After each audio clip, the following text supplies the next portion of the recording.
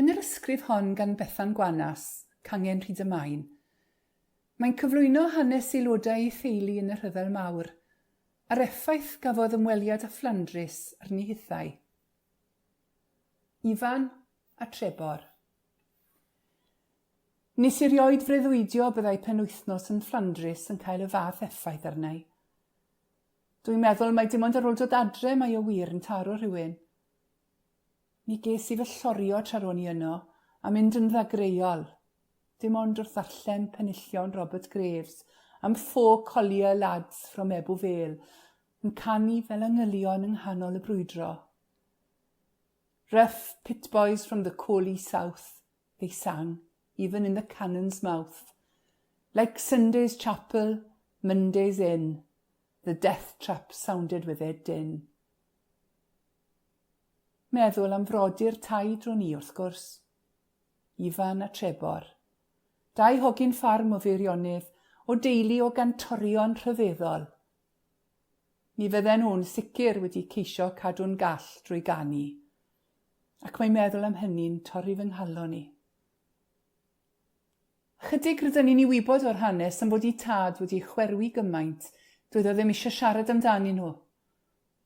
Roedd o wedi cael ei siar o dorcalon am fod ei wraig Ann, wedi marw o'r enedigaeth i degfed plentyn yn 1919, a hithen ddim ond 40 oed. Mae lluniau'r ddau geni, Ifan William Evans a Hugh Trebor Evans. Roedd taid wedi deud bod Efan yn dipyn o sgolor ac wedi cael gradd yn Aberystwyth. Yr unig un o blant Hafod Oer i fynd mor bell ym myd addysg. Roedd ei gyfaill, Dr Edwards, wastad yn dweud na fyddai o byth wedi llwyddo i fod yn doctor, ond i bai am Ifan, gan mai fo fyddai'n gwneud ei waith cartref drosto'n aml. Roedd o'n bêl-droediwr da hefyd, ond gwyddoniaeth oedd ei faes, ac ymunodd efo Royal Engineers. Dim ond i gael ei ladd yn yr Ypr Salient ar yr 15 o Dachwedd 1917, yn 40 oed. Roedd taid yn dweud i bod nhw newydd ennill rhyw frwydr ac wedi taflu eu capiau yn yr awyr, heb sylweddoli bod snipers yn dal yno, ac mae bwled un o'r rheini laddodd Ifan. Wrth gwglo Hafod Oer yn y gwesti yn Ypr ar ôl gweld beth Ifan, ddoes i ar draws gwefan y Great War Forum, lle roedd rhywun o'r Alban yn holi am hanes Evan W. Evans, gan fod brawd i nain wedi gladdu nesa ato. Wedi ei ladd ar yr un diwrnod ac yn yr N Special Company, fel fo. Erbyn deall, roedd y ddau newydd gael medalau Croix de Guerre Gwlad Belg. Mae cofnod yn y Cymru News Ionawr 1917 bod Hugh Trebor Evans, 18, Cowman, wedi cael extension i beidio gorfod mynd i'r rhyfel tan Fawrth 31, i gael helpu efo'r wyna, mae'n debyg. Aeth draw fel preifat efo'r Royal Welsh Fusiliers, ac ar y 15 o Fedi 1917, gwta fus ar ôl cyrraedd, cafodd ei ladd in action. Ac yn ôl y cofnodion, roedd y 38th Welsh Division yn Passchendaele bryd hynny, yng nghanol y mwd a'r baw. Stori ges i gan Uncle Bob, cefnder fy nhad, oedd bod ei dad John yn hogyn ifanc yn gweithio yn y caeau efo'r ceffylau gwedd ddiwedd 1917, pan basiodd Fordyn Model T, crand, open top heibio. Tapiodd y cyrnol mawr tew ar ysgwydd y siwffyr i stopio. A galw yn ei Saesneg crand ar John i ddod ato. Roedd y War Office eisiau'r ceffylau. Eglurodd John nad y foedd piano ond i dad, oedd yn y tŷ. Take me up, driver.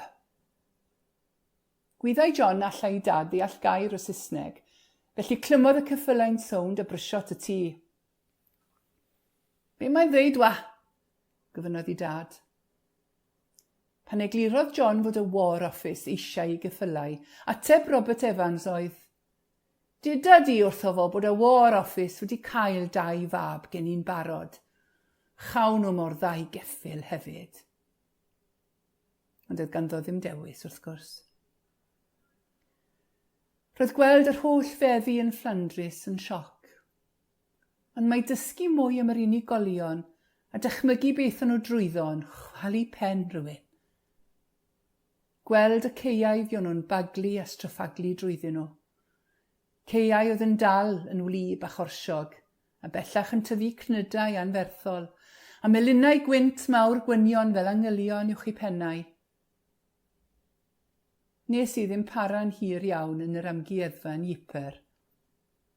Roedd y posteri propaganda o'r gwahanol wledydd yn mynghorddi'n syth. Y dillad militaraidd ar gyfer plant bach yr Almaen ar ddechrau'r 20fed ganrif wedyn. Dim ond fel rhoi dillad cowbois i'n plant ni, mae'n siŵr. Ond mae'r lluniau o'r cyrff maluriedig a milwyr mewn gwewyr, llygaid yn llawn anobaith, yn dangos nad chwarae plant mor rhyfela. Madame Laura Evans Williams o Henllan oedd i fod i ganu can y cadeirion Eisteddfod 1917. Ond gan fod Hedd Wyn wedi ladd, gyfynwyd iddi ganu i blasg o gerddan. Ond mae'n debyg iddi fethu a gorffen i chanu. Roedd 2 o'i brodyr yn ymladd yn y rhyfel ar y pryd, a byddai 2 gefnder iddi, Ifan a Trebor Hafod Oer, yn Gelain cyn diwedd y blwyddyn. Dyma eiriau'r gân, a dwi'n falch iddi fethu i chanu. I blasg o gerddan heb dy dad, fy mab erglyw fy llef, dos yn ôl i faes y gad ac ymladd gyda gef. Dy fam mwy fi, a gwell gan fam, i tgollith waed fel dwfr, neu agor drws i gorff y dewr, na derbyn bachgen llwfr. Daeth ef yn ôl i di i fam, ond nid yn fyw. Mi edd hithau, o fy mab, o maddau i mo ddiw. Ar hyn atebau llais o'r mir. Trwy Gymru tra'r hyd dwfr, 1000 gwell yw marw'n fachgen dewr, na byw yn fachgen llwfr. Caiff Siegfried Sassoon y gair olaf. Dyma ddyfyniad o'i gerdd, The Hero. And how at last he died, blown to small bits. And no one seemed to care, except that lonely woman with white hair. Darllenwyd yr ysgrif gan Elin Williams, Cangen Llanbedr Pont Steffan, Rhanbarth Ceredigion.